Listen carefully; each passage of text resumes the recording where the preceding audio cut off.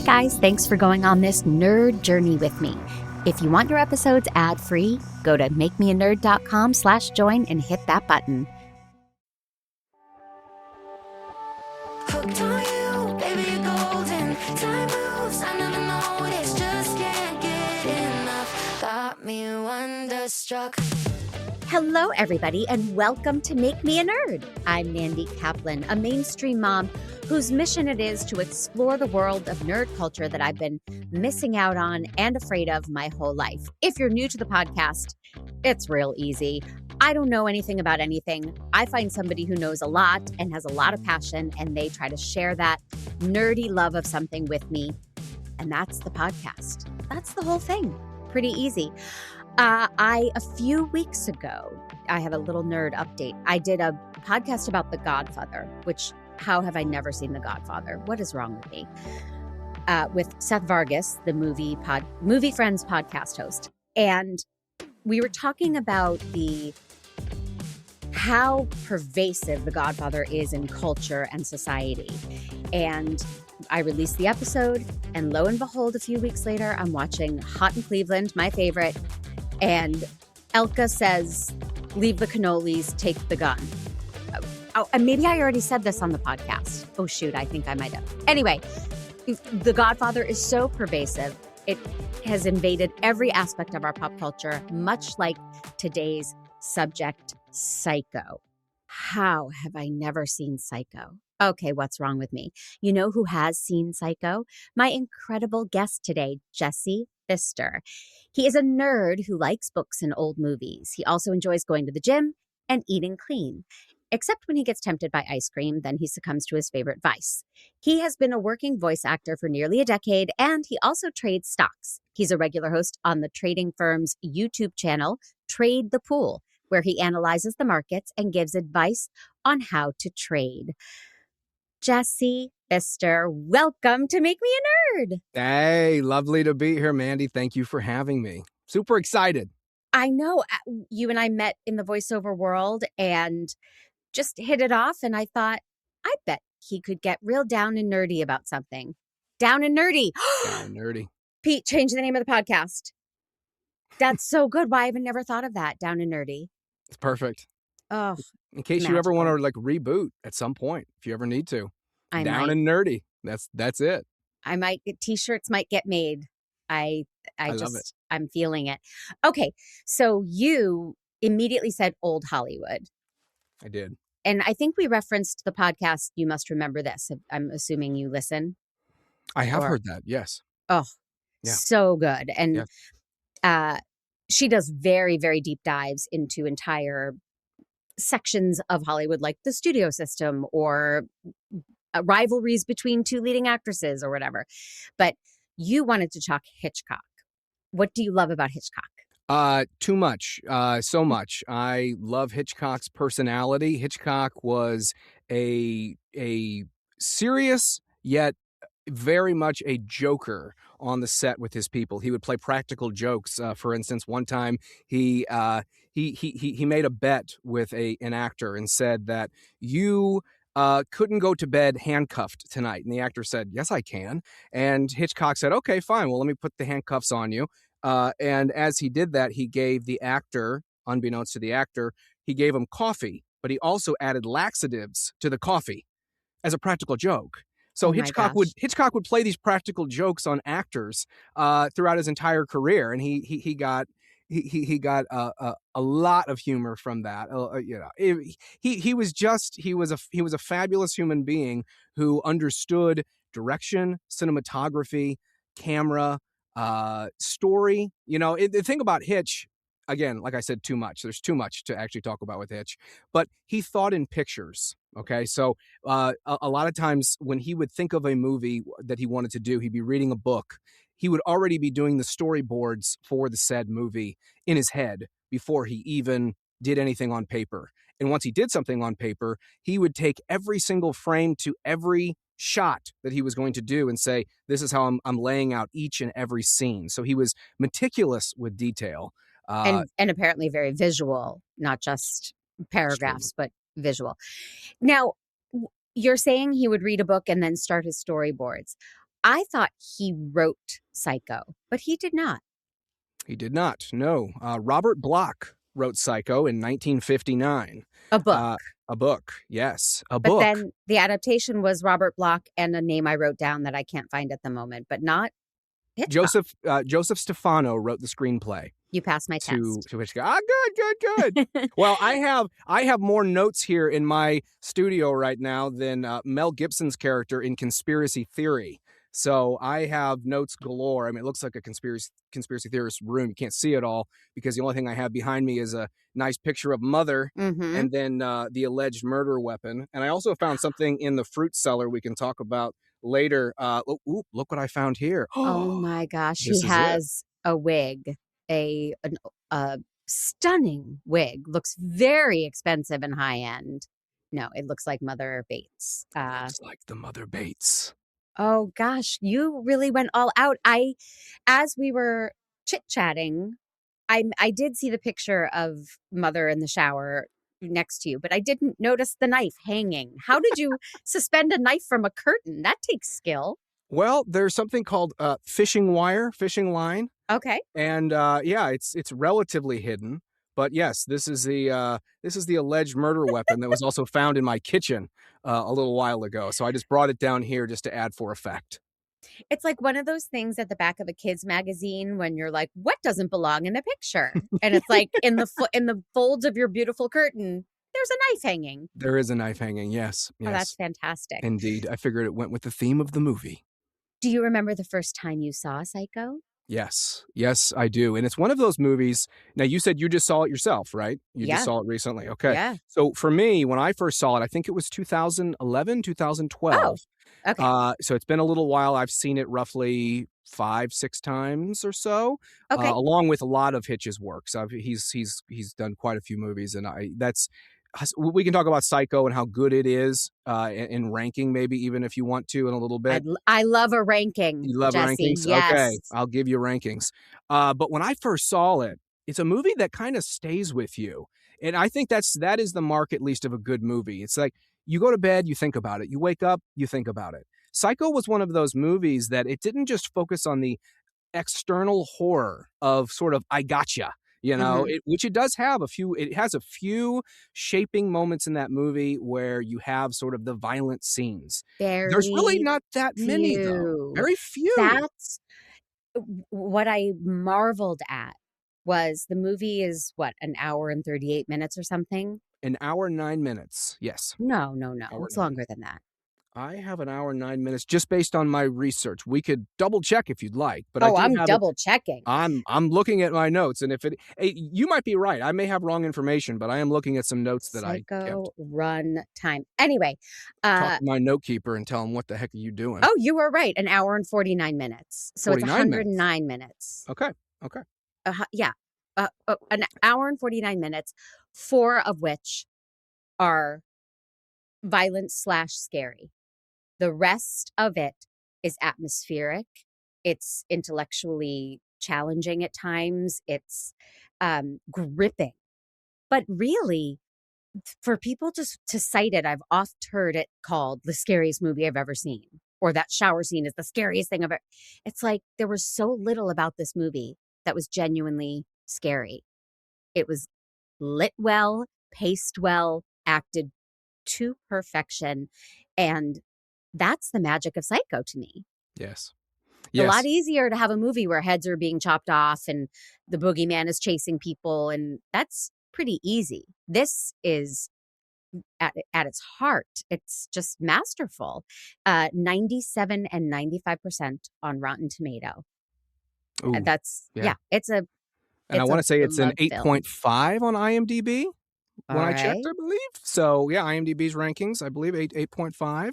So yeah, absolutely, it's extremely highly rated, and like what you're saying, it's the internal psychology. It's not the external jump gotcha scenes truly that make Psycho truly horrific in nature. It's the build up to what is behind the character Norman Bates, played by Anthony Perkins. So that is really the horror.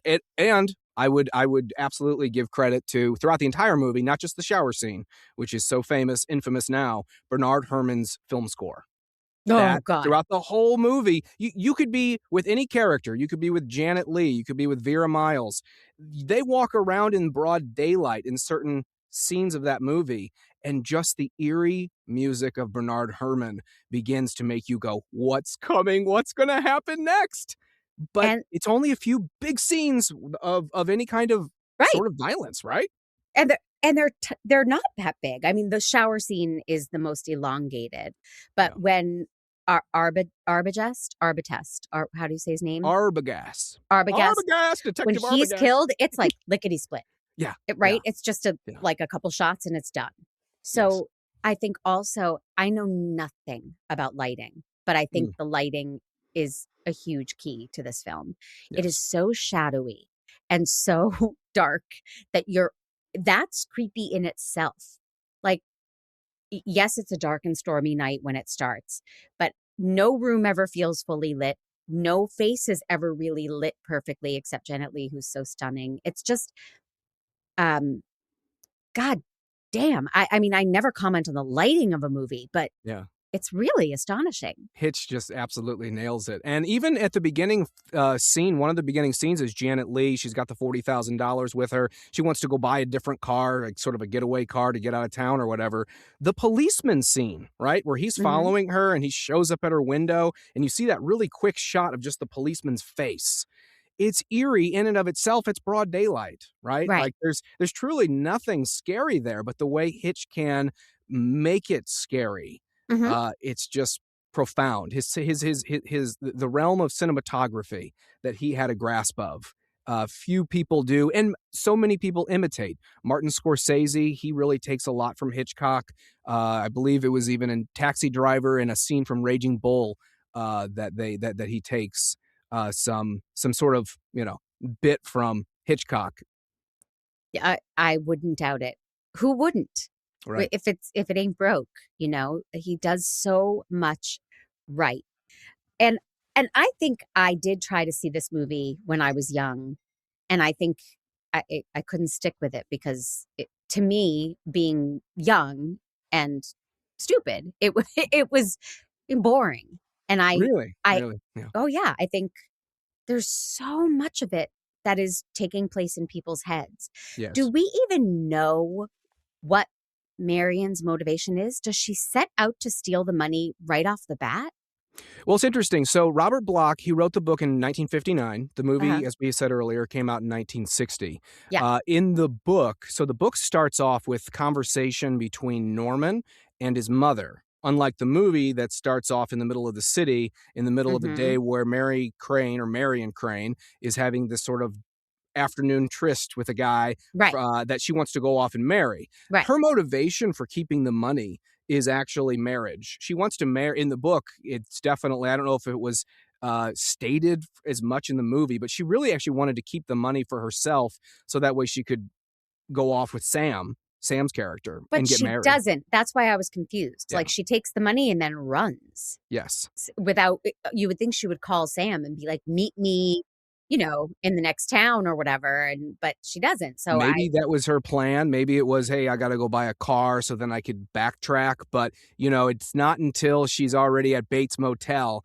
does she go, you know what? I need to not go through with this plan. I got to go back. I'm going to go ahead and give it. She actually starts recanting her position with stealing or taking the money. I did look up that $40,000 that she stole, modern day money, our time would be about $350,000 sure. of cash. So yeah, if you Life look at changing. inflation, yeah, life changing money. Yeah. You get away with that. That's a decent amount of. That's a good chunk of change there.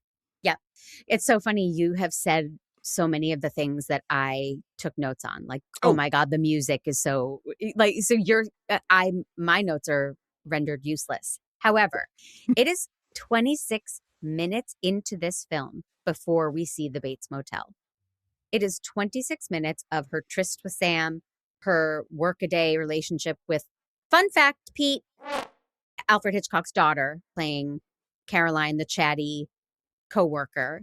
that's right. And then she meets the gross guy and he gives her the $40,000. And I do think that there's a part of her that wouldn't have done it if not for how gross this oily Trump-esque guy is, who doesn't outwardly hit on her, but demeans her and gives her the money. And I just feel that was her impetus to be like, screw you, I'm taking your money, you're awful. That guy's character was over the top annoying, was it not? That was Yeah. one thing as I was watching. I watched it in the span of 2 days. So I watched a little bit on Monday night and I watched some yesterday. I finished it up last night in lieu of the podcast.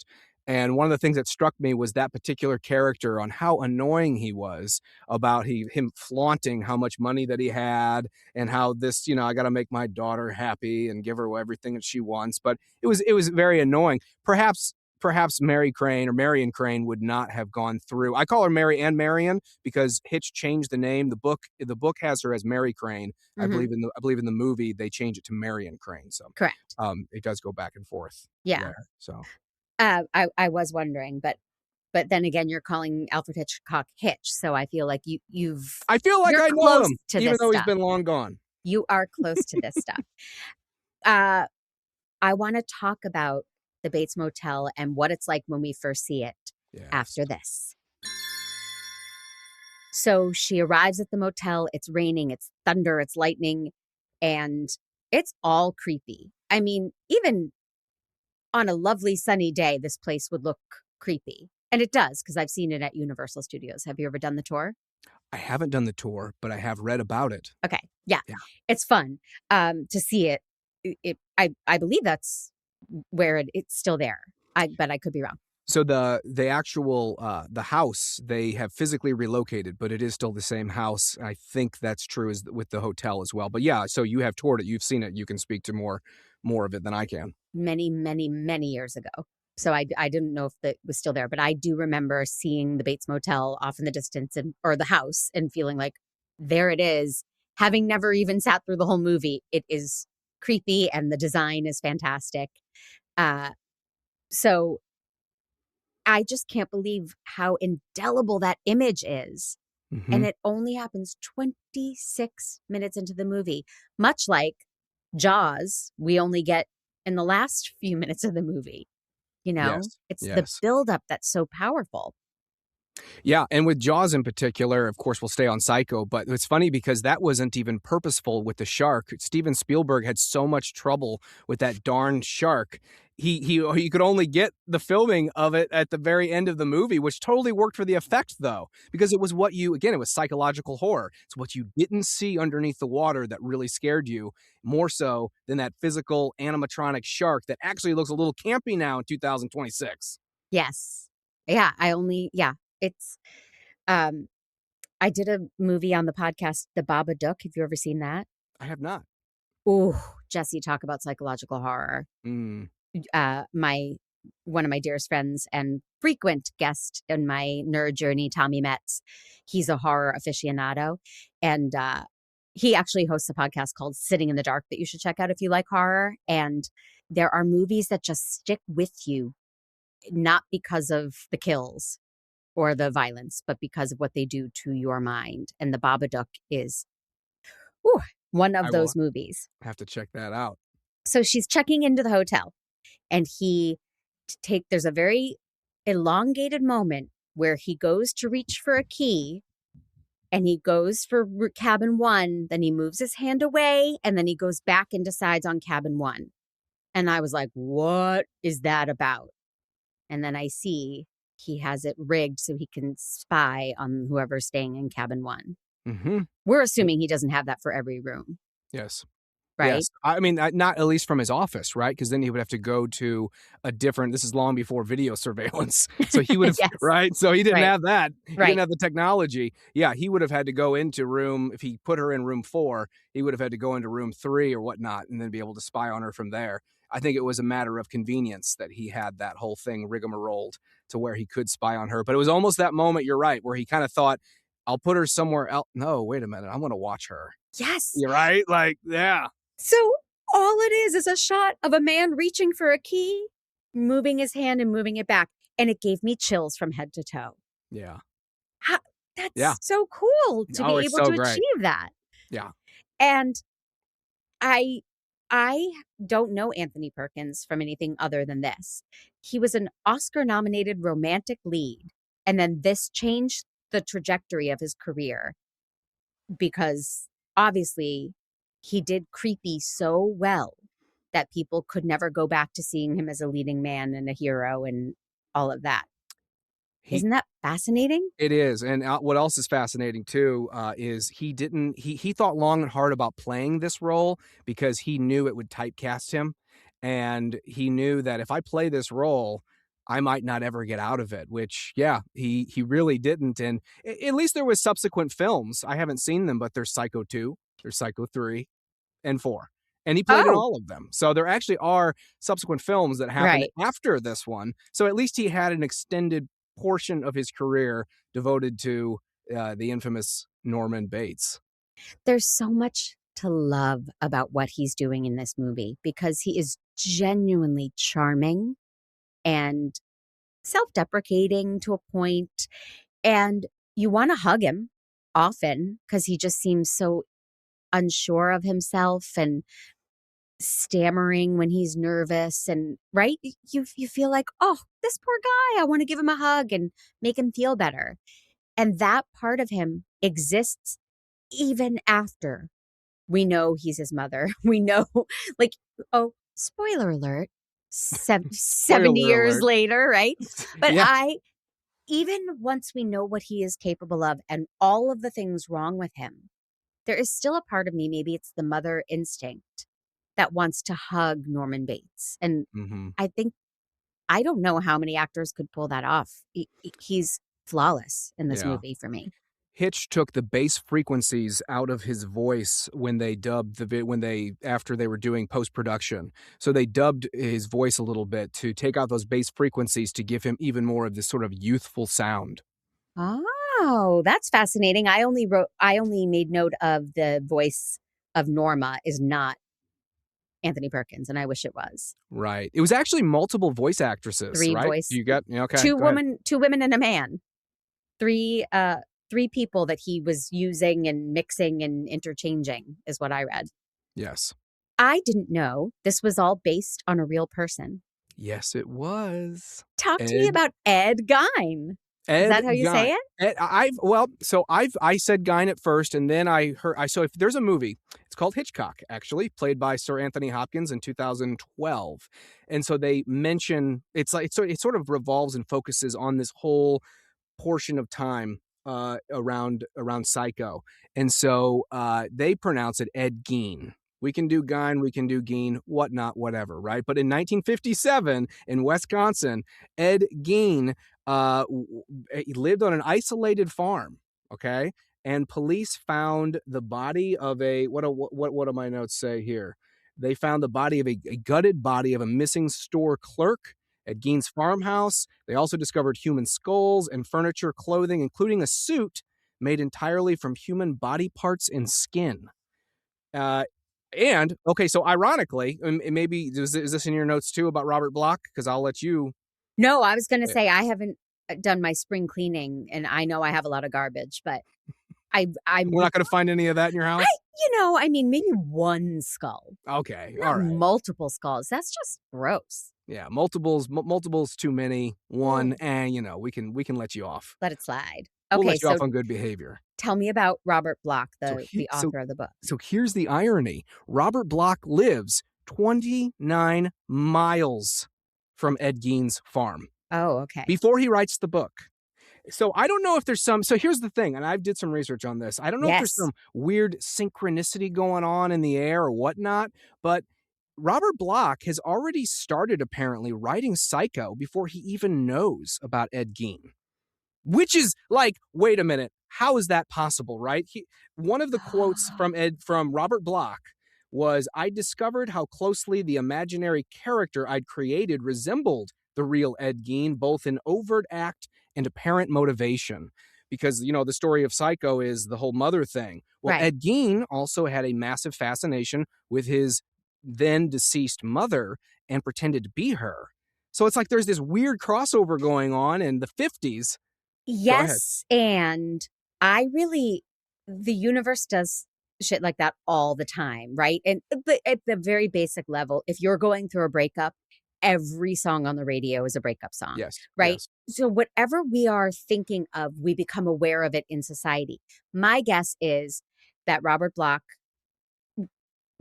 I'm not accusing him of ripping this from the headlines, but wouldn't have even really paid attention to the headlines if he hadn't already been thinking of this, right? Yes, I would So agree with you. you would you would be reading your paper and going, oh, that's disgusting. Somebody's collecting skulls and they think wait a minute.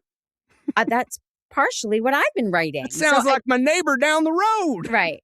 Oh, God. Right? Well, Wisconsin, wrong accent, but we'll Sorry. do Yeah, that's accent true. work That's later. true. If it was But Arkansas or Mississippi. yeah, I don't doubt that. I don't Yeah. doubt that they intertwined and crossed, and I love that about the universe, but it also freaks me out when It is freaky, isn't it? And this was before Alexa was listening to us at all times and Right. could bring things to our attention. Exactly. This is where if I think a thought sometimes, it does appear on my phone later on, even if I don't say it, which is really bizarre. No, me too. This is long before that technology was created for us to fall into various weird traps and algorithmic pigeonholes of whatever. It did seem kind of odd as I was researching the Robert Bloch whole Ed Gein background. Like, wait a minute, what came, the chicken or the egg here? What part of the story? Who you thought of this story as it was happening, or you read a little bit in the newspaper and then wrote it? Which is I would tend to agree with you. That's probably what happened. He had to have gotten wind of this story. Yeah, in some way. The best quote in the film, a boy's best friend is his mother. Isn't that true? Sometimes. Why doesn't my son know this? Look, I'm not saying I want him to kill me and then keep my body and pretend to be me, but he could say please and thank you a little more. True. You don't have a fruit cellar, do you? Yeah, you mentioned a fruit cellar before. Is that where she finds the mother? That's towards the end of the movie when Norman takes his dead mother downstairs in the fruit cellar. That's and Vera Miles' character is upstairs, and then she runs and hides because she sees Norman come in the house. She runs downstairs in the fruit cellar. She's like, "Oh, hey, Mrs. Bates." Yeah, there you are. And then turns the chair around. The interesting thing about the secrecy of Alfred Hitchcock in this movie was Alfred bought the book rights after it. This is interesting. You mentioned The Godfather at the beginning. Godfather came out, and it wasn't a year later that the movie was made. Here we have a very similar story. Psycho, the book, comes out in 1959. The movie's made in 1960. Hitchcock, he's super excited about it after reading the book. He takes it to Paramount Pictures. Paramount's like, no, we don't want to do this. This isn't us. This isn't even you, Alfred. What are you doing? This is like B/horror. You're more suspense and thriller. What are you doing? And he says, fine, then I'm going to go ahead and I will do this on my own money. I'll do this with my own money. So Alfred spends $807,000, which is like nothing in Hollywood now. Right. And does the movie and carries forward himself. So yeah. It's very just the origins of the story. So towards the opening day, when they very first started shooting the movie, they had in the chair a seat for quote unquote Mrs. Bates. And Hitchcock literally told his cast, he made them swear into secrecy not to reveal the ending to anyone, which apparently everyone kept except for one minor actor I read. It wasn't Janet Leigh or Vera Miles, but there was someone who told somebody else who told somebody else. But obviously it didn't get around to the whole world. But there was only, you couldn't keep a secret like that at all anymore in Hollywood. But they did have a chair. Taylor Swift did. Taylor did she? Yes, when her Life of a Showgirl album is her most recent album, and she was filming a video for the first song, Fate of Ophelia. She wouldn't play the song on set. None of the dancers, no one on set had heard the song because she didn't want it leaked. Wow. And normally when you are making a music video, they're blasting the song and everyone can, right? So I thought that was so interesting. So Taylor Swift is better than Alfred Hitchcock. There, I said it. Wow. What? You couldn't bring me to say that personally, but I will let you say it, Mandy, because this is your podcast. You're damn right it is. It is my podcast, but I don't make this podcast alone. No. Make Me a Nerd is a production of True Story FM, engineering by the peerless Pete Wright. My theme song is Wonderstruck by Jane and the Boy. And I would be so grateful if you're listening on Apple Podcasts, please, please leave a 5-star review and make a comment. I'll give you a shout out on the podcast, and it helps more people find it. And that's what we're trying to do here. We're trying to grow and keep this journey alive. If you're feeling extra supportive, please go to makemeanerd.com/join, and hitting that button will get you your episodes ad-free and early, and my eternal gratitude. We're going to take a break, and we'll be right back. Okay, let's talk about that shower scene if we can. Yes, of The course most we can. iconic scene in the film. Absolutely. It is 48 minutes in, meaning our leading lady, who was a star at the time, dies and is never seen again in the film, 48 minutes in, and it only lasts 60 seconds. And that's what, I mean, in the opening credit of Friends, Phoebe goes, like in the opening credit sequence. This Sure. is, how do you create something like that? And it's really not violent. It's scary because we see her eyes, we see that she's terrified, and we see body parts, but it's not all that violent. It's just effective in every way. Discuss. Yeah, no, absolutely. It took 7 days to film the shower sequence. There Wow. were 78 different camera angles, Whoa. and there was 52 edits. So yeah, you're right. So she's supposed to be nude in the shower scene, but Janet Leigh had like moleskin patches over her chest. Okay. So even though you think you see things, you think you see nudity, you think you see gore, you don't. Like Right. he filmed it in such a way that was just perfect because you don't you actually what you think you see isn't even there, right? So it kind of goes back to that is a perfect dichotomy of the external internal horror. Right. So it's like literally what you think your eye is seeing, you're not even really seeing. Right. It's just the beauty of Hitchcock on top of Bernard Herrmann's soundtrack there. So Bernard Herrmann came to Hitch and said, "Hey, I've got music for this scene. We should play it." And Hitchcock said, "Absolutely not. I want there to be no music during the shower sequence." Bernard Herrmann's like, "Come on, please just let me show you the music that I have for it, and you can turn it down if you don't like it." Hitch hears it. He couples it with the movie scene. He couples it with the movie in pre-production. He sees it and says, "I'm doubling your salary." So he doubles Bernard Herrmann's salary to $34,000 at the time, which I suppose was kind of a fortune back then. Well, we know it's good job, near Bernard. 300,000. We know that. From your fun fact from earlier. Another fun fact, the $40,000 that Janet Leigh's character has, Anthony Perkins' salary for the movie was $40,000. His daughter got paid $500 a day to play Caroline. Oh. Patricia Hitchcock did? Hitch's daughter? Okay. Yeah. Interesting. Yeah. I have fingers and I can type too. Yeah. Well, if you had been alive in 1960, which I'm sure you were not, and neither was I, could have done that. I was not. I really admire that Janet Leigh's character, Mary/Marion Crane, is not your typical weak, screaming, vulnerable, doe-eyed ingenue who then turns into a final girl. This is very atypical. She is complex. She's imperfect. The movie starts with her committing a crime and trying to get away with it. And I don't know how common that was at the time. Sure. Right?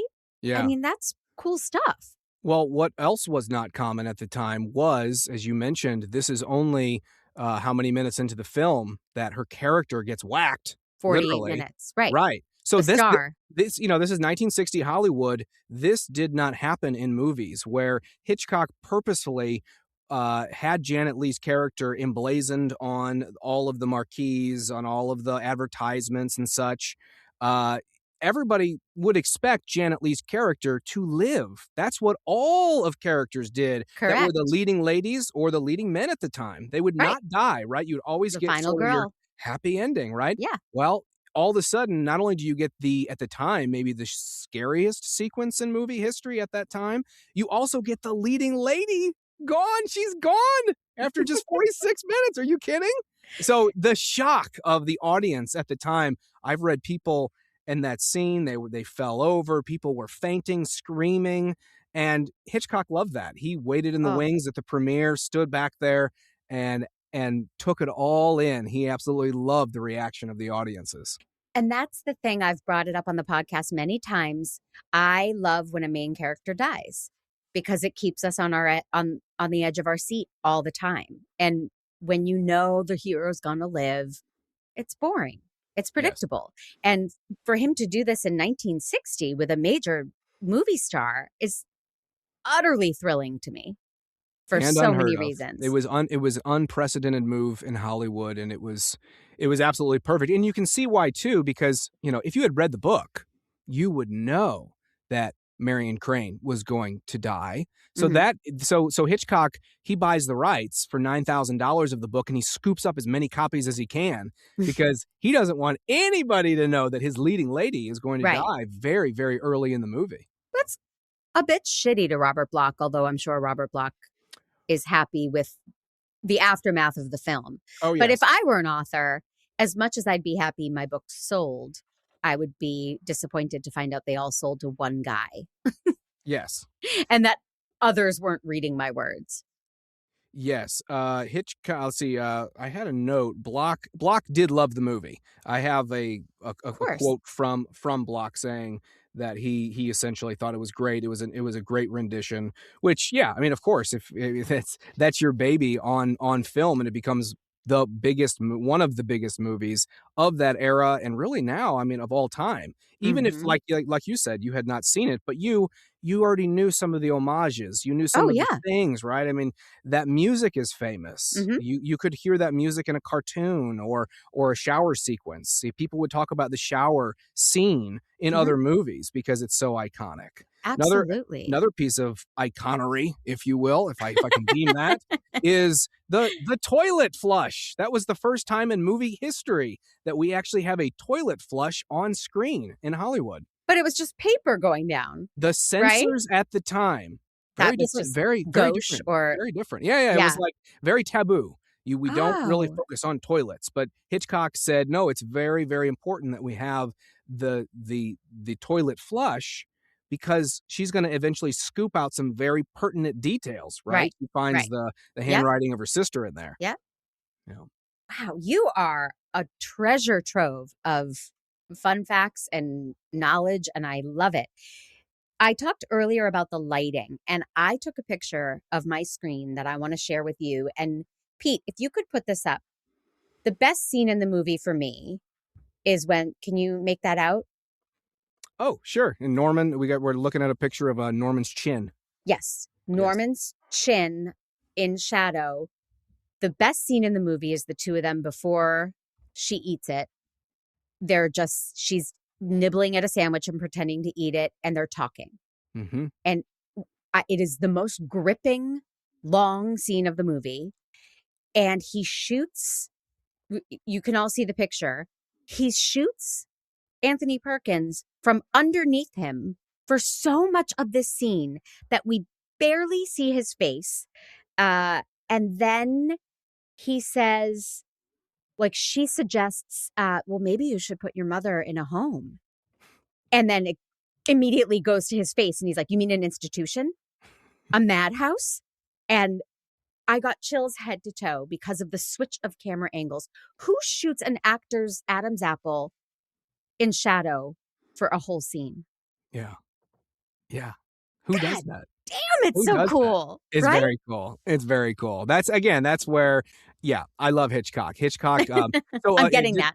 just some more deeper background in Hitchcock's life. He took from a lot of German directors. Hitchcock didn't always live in America. He lived across the pond, and he took from a lot of German directors. And German directors at the time were, they were kind of experimenting with different angles and different things. And one of the elements that Hitchcock took was these sort of odd angles, either above the head, below.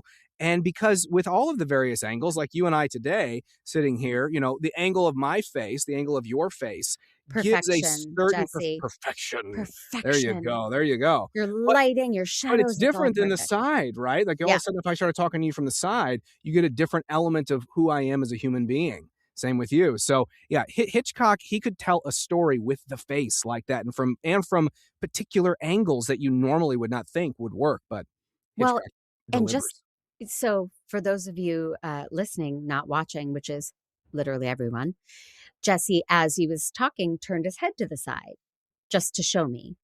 That would make me think you were hiding something.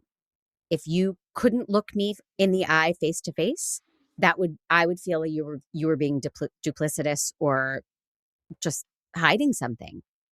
And there it is. I mean, they are both hiding something in this scene. And Yes. she's holding that little sandwich, the little white bread sandwich, Right. like a mask over her face. And we're only seeing Norman Bates from under his chin for a great portion of it.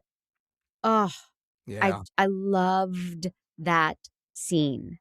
Yes. Yes. It is a very good scene.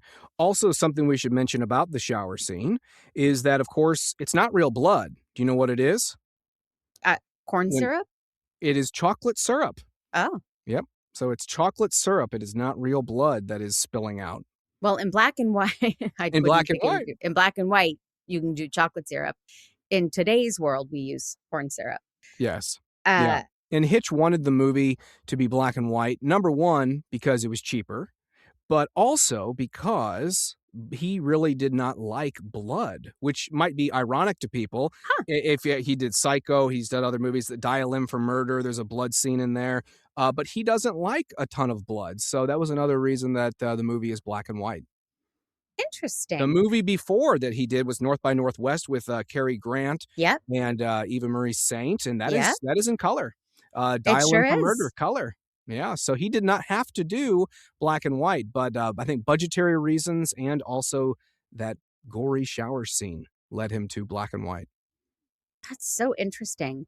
And now, since you're bringing up other Hitchcock films and you had mentioned ranking, I know I saw Rear Window, Mhm. and that is indelible to me. Love I that. don't know which other ones I have seen. Which are your favorites? Okay, so I was talking about this morning with my sons because we've watched Psycho together, and now we're watching Dial M for Murder. So I do love the picture Dial M for Murder with Okay. Grace Kelly. Mm-hmm. Grace Kelly's 23, 24 years old. She's at the height of her career. She's lovely. It's actually that story is from a theater, from a stage play. So Yeah. Dial M for Murder is an excellent film. As you said, Rear Window, that is indelible. That is one of my favorites as well. And Rope is good. It's a little bit earlier. I want to say that's maybe 47 or 48, but I could be Oh. wrong on the year. That movie's fabulous. And again, that movie is based on a stage play.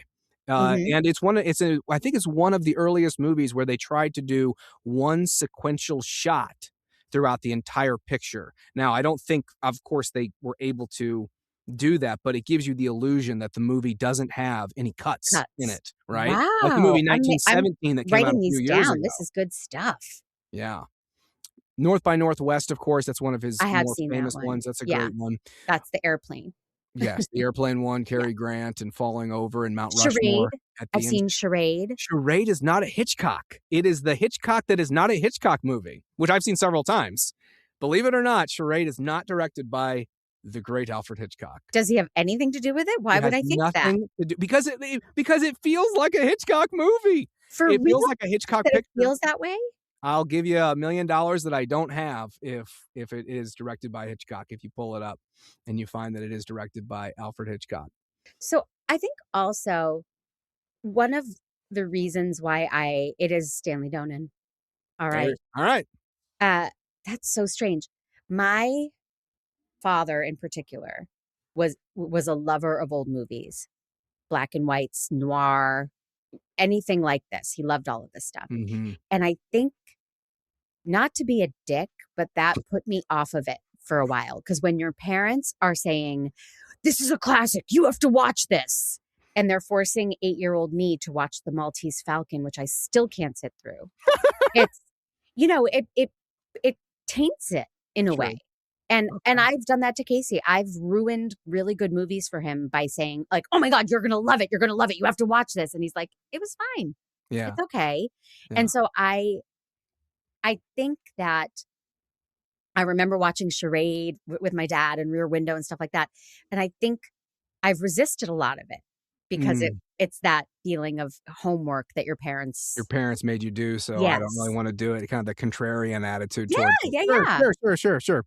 Yeah, absolutely. I kinda my parents did never watched Hitchcock. My grandma, I was talking to her the other day, and ironically, she said we were talking about Vera Miles, the character who plays Janet Leigh's sister. Vera Yes. Miles is actually still alive. Yes, she is. I think she's the only cast member. Maybe I you did believe some more research. so. Okay. She's about 95, 96 years old now. And I was telling her that I was watching a Vera Miles movie because she does like older movies, not Mhm. horror or thriller, not Or Psycho. And she said, "Which one?" And I said, "Psycho." And she goes, "Oh!" She goes, "I was coming home with a friend of mine in 1960, whatever. It was after the movie was out and on TV. And we stopped at a motel and we watched that movie." I was, what a perfect place to watch Psycho for the first time in a motel. Right. "Grandma, did you take a shower?" She said, "I don't remember." So she's from Southern Missouri. She really has that accent. So I didn't make that one up. That accent was authentic, unlike the I'll other allow it. Wisconsin one that I messed up on. I'll allow it. I remember my family, we were on a road trip and it was like raining and disastrous. And we went to go see Vacation, the original Vacation. Oh, wow. That's And perfect timing. yeah, it was, I was a little too young. So a lot of it went over my head, probably for the best. But there are those serendipitous things like we're staying in a motel. Let's watch Psycho. Watch We're a motel on a movie. disastrous road trip. Let's watch Vacation. Yeah. I wanted to tell you about Vera Miles. What I learned was that Hitchcock intended to make her his next muse. Yes, She he was did. supposed to take over for Grace Kelly.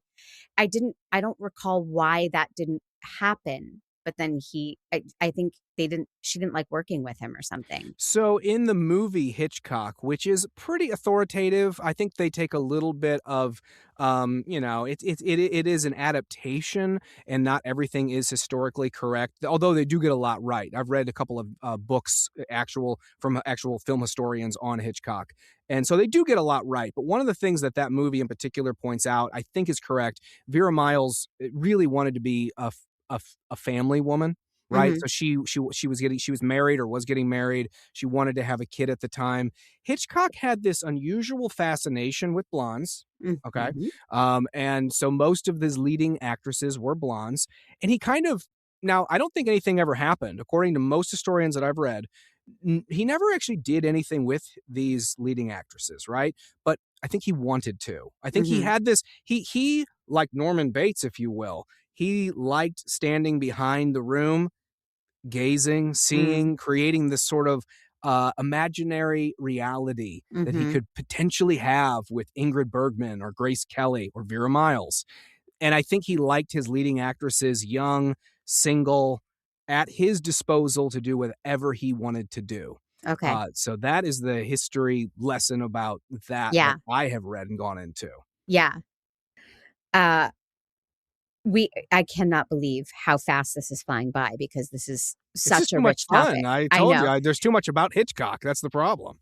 One of the reasons I love the podcast is if you tried to nerd out in this much detail at a dinner party, it's people want to move on, right? They want to talk about a movie for 10, 15 minutes and then they want to move on. No one wants to go scene by scene or dive into all the trivia and fun facts. So thank you.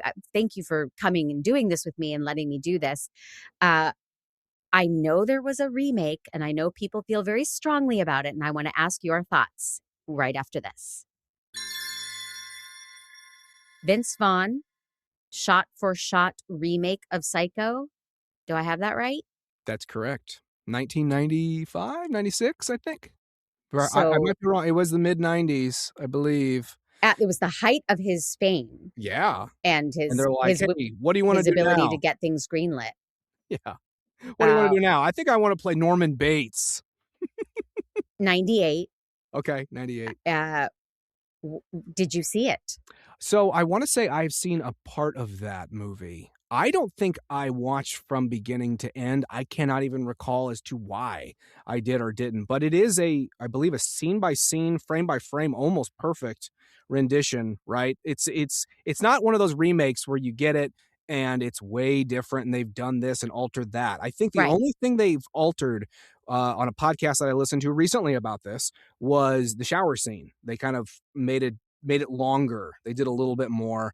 And then also when he's like gazing at Janet Leigh's character, they actually have him doing something inappropriate. We'll just put it that way. Mm-hmm.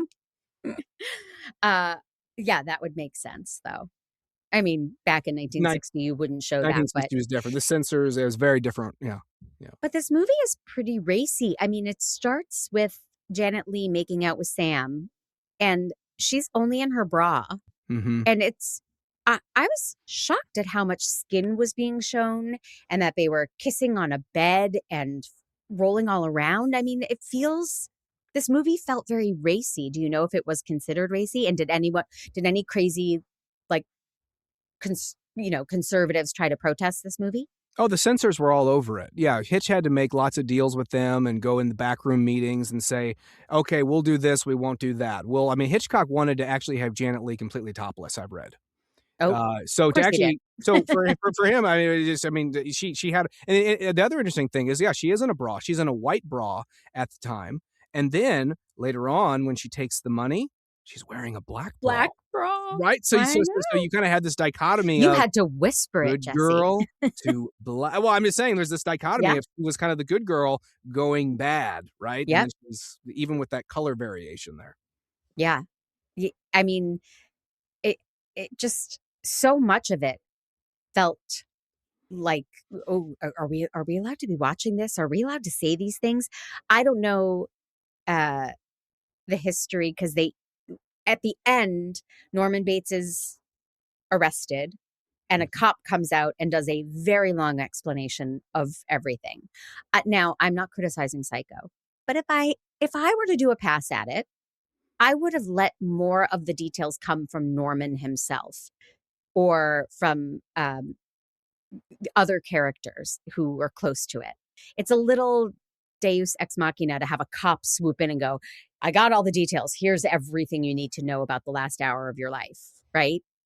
It's showing, it's telling and not showing, right? He comes Yes. in, and that I totally agree. Having seen that last night, finishing it, you do have this long monologue with this overacting actor. Not to knock him, but he was kind of overacting a little bit in that scene, Mm-hmm. and he's just explaining everything away, like you said, that you've just been watching for the last over hour of your life, and it did seem a little bit like, hey, just actually show it to us. You're telling us all of these things. Right. But yeah, I felt like that was very, if there was any part of the movie where you kind of draw back a little bit and say it's not as perfect as it could be, I would actually say it is during that particular scene. Jesse, We think the you're same. the ideal guest because you didn't contradict me in any way. Oh, wow. That's all I'm looking for out of life.